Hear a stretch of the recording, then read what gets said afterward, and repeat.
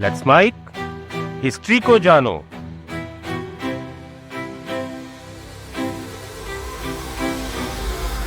आज इस्लाम का नाम लेते ही जो तस्वीर सामने आती है वो तस्वीर है धर्म की। अफगानिस्तान को देख लीजिए, ईरान को देख लीजिए, जहां पर ज्यादा बात शरिया कानूनों की होती है। यहां तक कि पाकिस्तान जैसे देश को भी कट्टरपंथ के लिए जाना जाता है। हमारे देश, आप भारत को भी देख लीजिए, जब बात होती है इस्लामिक रूलर्स की, खास तौर पर मुगलों की, तब बात होती है धर्म की, कला की और साहित्य की। लेकिन इस्लामिक राजाओं में एक ऐसा राजा, या यूं कहें एक ऐसा राजवंश भी था जिसने ना केवल साइंस बल्कि मैथ्स यानी गणित को भी बहुत ज्यादा बढ़ावा दिया। यह वो राजवंश था जिसने दुनिया की सबसे बड़ी लाइब्रेरीज में से एक की स्थापना की, बड़े बड़े कॉलेज खोले और टेक्नोलॉजी और एस्ट्रोनॉमी तक की तरक्की कराई। और सबसे बड़ी बात जानते हैं क्या है? यह वो राजवंश था जो जुड़ा था इस्लाम के आखिरी पैगंबर से, हजरत मोहम्मद साहब से। 8वीं सदी में मिडिल ईस्ट के क्षेत्र में एक ऐसी सत्ता काबिज होती है जिसने दुनिया के सबसे बड़े मुस्लिम एम्पायर उम्मयदों को हराकर इस्लामिक खलीफा पर कंट्रोल कर लिया। इस राजवंश ने 500 सालों तक शासन किया। इस राजवंश के दौरान इस्लाम ने जो तरक्की देखी वो आज तक संभव नहीं हो पाई है। इस दौर में कई बड़े शहर बने, टेक्नोलॉजी का डेवलपमेंट हुआ, बड़े बड़े कॉलेज और यूनिवर्सिटी खुली और बड़े पैमाने पर सैन्य अभियान भी चलाए गए। आर्ट, लिटरेचर, साइंस, मैथ्स सब ने इस दौर में तरक्की की। इन सब के चलते ही इस राजवंश के 500 सालों के शासनकाल को इस्लाम का स्वर्णिम युग माना जाता है। यह कहानी है अब्बासिद खलीफा की। इसी अब्बासिद खलीफा के टाइम पर इस्लाम का विकास अपने चरम पर था। आज मैं आपको इस्लाम के इसी स्वर्णिम युग की कहानी सुनाऊंगा, कैसे अब्बासिदों ने इस्लाम को आगे बढ़ाया और क्या ऐसे डेवलपमेंट हुए इस दौरान कि इनके काल को इस्लाम का स्वर्णिम युग कहा जाने लगा, और कौन थे वो लोग जिन्होंने अब्बासिदों के इस स्वर्णिम काल को हमेशा के लिए खत्म कर दिया। जानेंगे इस पूरी कहानी को तो वीडियो को अंत तक जरूर देखिएगा, क्योंकि अपना इतिहास नहीं जानोगे तो खुद को कैसे पहचानोगे। दोस्तों, ये साल था 632 एडी, जब पैगंबर मोहम्मद की रुखसती हुई। क्योंकि वो आखिरी पैगंबर थे, इसलिए उनकी जगह पर इस्लाम के पहले खलीफा अबू बकर ने इस्लाम को फैलाने की जिम्मेदारी संभाली। साल 651 तक यानी तीसरे खलीफा उस्मान के टाइम तक खलीफा ने पूर्वी रोमन साम्राज्य के 2/3 हिस्से और लगभग पूरे सैसनिड एम्पायर पर कब्जा कर लिया था। लेकिन फिर उस्मान की हत्या हो गई, जिसने मुस्लिमों में पहला गृह युद्ध यानी फितना करा दिया। जब अली इब्न बिन तालिब चौथे खलीफा बने तो सीरिया के गवर्नर और तीसरे खलीफा उस्मान के रिश्तेदार मुआविया ने उनका विरोध किया।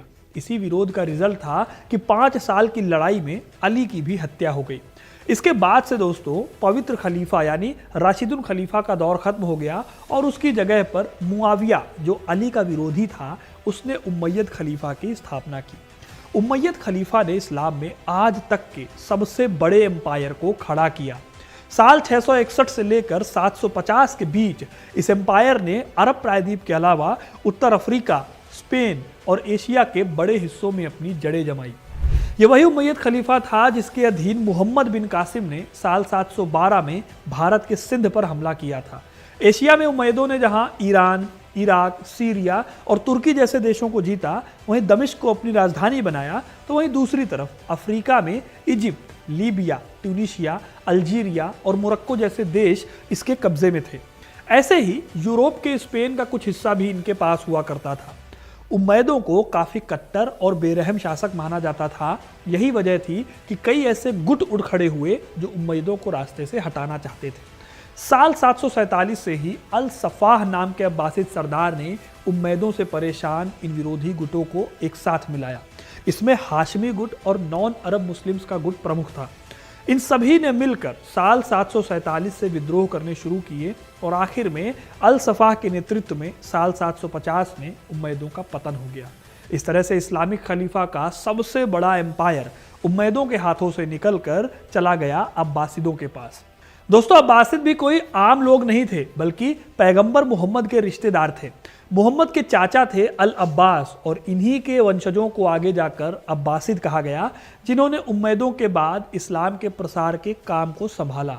और यह कहना गलत नहीं होगा कि अब्बासिदों ने अपनी जिम्मेदारी को बखूबी संभाला। हालांकि अब्बासिदों का भी शुरुआती दौर विद्रोहों से जूझ रहा था, क्योंकि इस्लाम को मानने वाले कई ऐसे गुट थे जो अब्बासिदों को नहीं मानते थे, उनकी सुप्रीमेसी के खिलाफ थे। साल 754 में अल सफाह के बाद नए शासक बनते हैं अल मंसूर। अल मंसूर अब्बासिदों में सबसे महान खलीफा में से एक माने जाते हैं। अल मंसूर के टाइम पर इस्लाम के चौथे खलीफा अली के वंशजों को अब्बासिदों की बढ़ती ताकत से दिक्कत थी। अली के वंशजों में दो भाई थे, मोहम्मद और इब्राहिम। उन्होंने विद्रोह को लीड किया, लेकिन साल 762 में अब्बासिद खलीफा अल मंसूर ने इस विद्रोह को कुचल दिया। यह आखिरी बड़ा विद्रोह था, जिसके बाद एक लंबे टाइम तक अब्बासिद जो हैं वो शांतिपूर्वक सत्ता को संभालते रहे और इस दौरान इस्लाम के प्रसार में काम करते रहे। उन्होंने एक ऐसे युग को शुरू किया जिसे इस्लाम का स्वर्णिम युग कहा जाता है, और इसकी शुरुआत होती है इराक की टिग्रिस नदी के पास बनी एक नई राजधानी से। साल 762 में अल मंसूर ने एक नया शहर बसाया जिसे जाना गया बगदाद के नाम से। बगदाद को उपाधि दी गई मदीनत अस्सलाम की, यानी शांति के शहर की। आगे चलकर यह शहर दुनिया का सबसे बड़ा शहर बन गया। बगदाद जैसे जैसे बड़ा होता गया, अब्बासिदों की ताकत भी वैसे वैसे बढ़ती गई। अल मंसूर के पोते हारून अल रशीद के टाइम पर बगदाद ने और भी ज्यादा तरक्की की। अल मंसूर ने जब गद्दी संभाली थी, तब आज की सीरियाई सीमा पर रोम और अरबों के बीच लगातार युद्ध चल रहे थे। दो बार अरबों ने रोमन एम्पायर के इंपॉर्टेंट शहर कॉन्स्टेंटिनोपल को घेर भी लिया था। 782 में अल रशीद ने खुद बास्फोरस के तट तक अब्बासिद सेना का नेतृत्व किया था। साल 804 तक हालत ऐसी हो गई थी कि रोमन एम्पायर का पूर्वी हिस्सा, जिसे बाइजेंटाइन एम्पायर कहते हैं, वो खलीफा के आगे झुक गया था। सालाना ट्रिब्यूट के तौर पर वो पैसे भी दे रहा था। इस बीच रोमन सम्राट निकरफोरोस ने इसका विरोध किया, तो अब्बासिद सेना ने रोमन सेना को बुरी तरीके से हराया।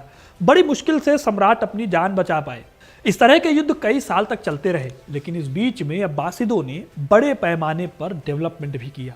खलीफा हारून अल रशीद की इमेज एक आदर्शवादी राजा की तरह बनाई गई, जिसने अपने साम्राज्य और अपनी प्रजा का बखूबी ध्यान रखा।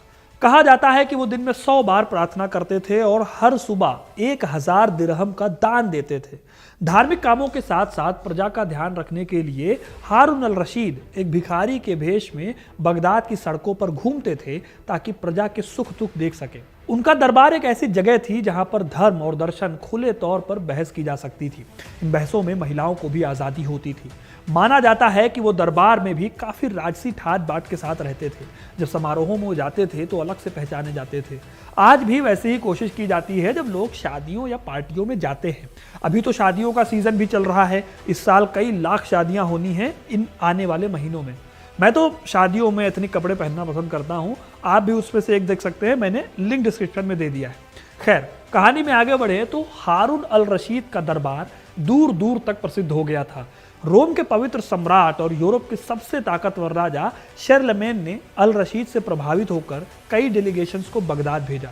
बदले में अल रशीद ने भी उन्हें कई शानदार उपहार भेजे, जिसमें इत्र, हाथी दांत, शतरंज बोर्ड, एक अद्भुत पानी की घड़ी और यहाँ तक कि अबुल अब्बास नाम का एक हाथी भी शामिल था।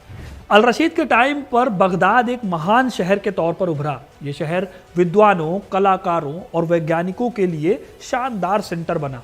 दुनिया भर के लोग इस शहर का दीदार करने आते थे। यहाँ पर साइंस, लिटरेचर, आर्किटेक्चर और कल्चर सबका चौतरफा डेवलपमेंट हुआ। यहीं पर शरिया का जन्म हुआ, हदीथ को कंपाइल किया गया। इसके साथ ही मदरसे और बड़े बड़े कॉलेज खोले गए।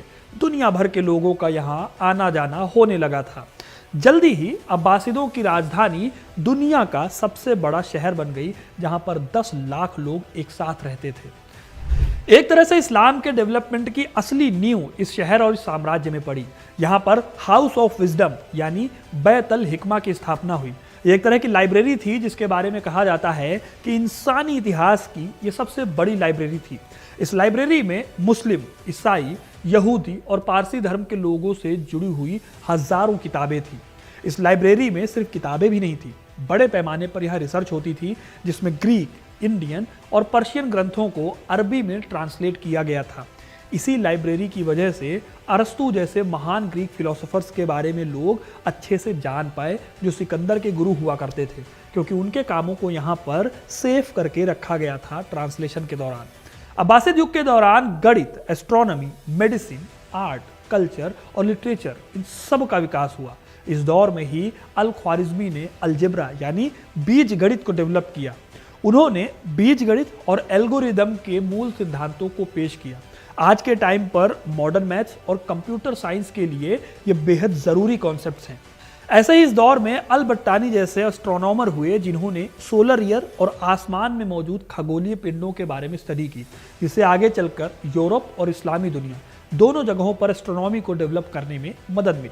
अब्बासिद के दौरान ही साहित्य, कविता और कहानी कहने का काम खूब फला फूला। 1001 नाइट्स उस टाइम की समृद्ध कहानी कहने की परंपरा को दिखाता है। इस किताब में अरबी लोक कथाएं हैं जो लोगों को नैतिकता का पाठ भी पढ़ाती हैं। इस तरह से अब्बासिदों के दौर में बड़े पैमाने पर लगभग हर फील्ड में डेवलपमेंट हो रहा था। विकास की ये बयार इसलिए बह रही थी क्योंकि अब्बासिद खलीफा ने ट्रेड को तवज्जो दी थी। ये वो दौर था जब अब्बासिदों ने अपने ट्रेड नेटवर्क को फैलाना शुरू किया। उन्होंने ईस्ट और वेस्ट को ट्रेड के माध्यम से जोड़ा। ये एम्पायर सिल्क रूट के एक बड़े हिस्से पर पड़ता था जिसका इसे फायदा मिला। साथ ही समुद्र के रास्ते व्यापार ने भी अब्बासिदों को अमीर बनाया। यही वजह है कि बगदाद एक बड़े शहर के तौर पर उभरा जहां पर रेशम, मसाले, हाथी दांत और यहां तक कि उत्तम नस्ल के घोड़े और कीमती धातुओं का ट्रेड हुआ करता था। अब्बासिदों ने ट्रेड को बढ़ावा देने के लिए और भी कई काम किए, जैसे नई सड़कें बनवाई, सराय और धर्मशालाएं बनवाई। इसकी बदौलत ट्रेड करना आसान हो गया, जिसने इस्लामिक एम्पायर को और भी ज़्यादा मजबूती दी। आज के करीब 28 देश इस एम्पायर का हिस्सा थे, जिसमें Syria, Saudi Arabia, Kuwait, Palestine, Israel, Egypt, Iran, Turkey से लेकर अफगानिस्तान जैसे देश इसमें शामिल हुआ करते थे। साल 809 में हारून अल रशीद की मृत्यु हो गई। इस तरह से उन्होंने एक ऐसे साम्राज्य की नींव डाली थी जिसने युद्ध भी जीते और साथ ही बड़े पैमाने पर विकास भी किया। उन्होंने अपनी संपत्ति का ज्यादातर हिस्सा लोगों की भलाई और दान पर खर्च कर दिया। यही वजह है कि कुछ लोग अल रशीद को असल मायनों में असली खलीफा मानते हैं। उनके 22 सालों के शासनकाल को इसीलिए इस्लाम का गोल्डन पीरियड कहा जाता है। हारून अल रशीद और उसके बाद उनके वारिसों ने 13वीं सदी तक इस साम्राज्य को संभाला, लेकिन 13वीं सदी में एक ऐसे साम्राज्य का उदय हुआ जिसने दुनिया के कई राजवंशों को खत्म कर दिया। इस साम्राज्य का नाम था मंगोल साम्राज्य। पहले चंगेज खान के नेतृत्व में मंगोलों ने ख्वारिज्म साम्राज्य को तबाह किया और उसके बाद साल 1258 में हलाकू खान के नेतृत्व में बगदाद पर मंगोलों ने कब्जा कर लिया। कहा जाता है कि बगदाद के खलीफा मुस्तासिम बिल्लाह ने मंगोलों की ताकत को कम आंका, जिसका अंजाम बगदाद की तबाही के रूप में सामने आया।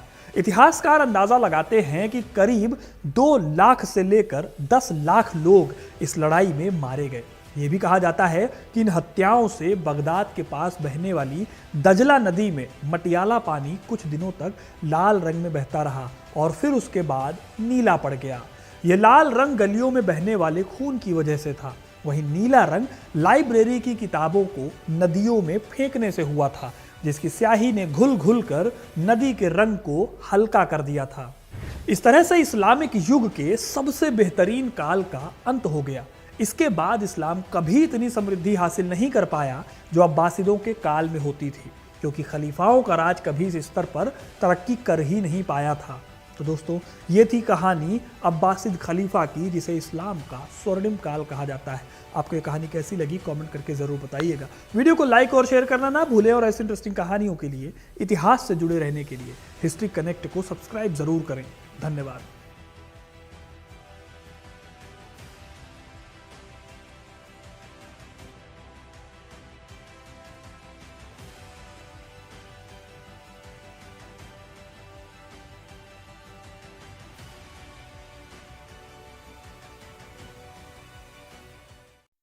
आप सुन रहे थे let's mind more than radio. Follow कीजिए हमें हमारे सोशल मीडिया प्लेटफॉर्म्स पर।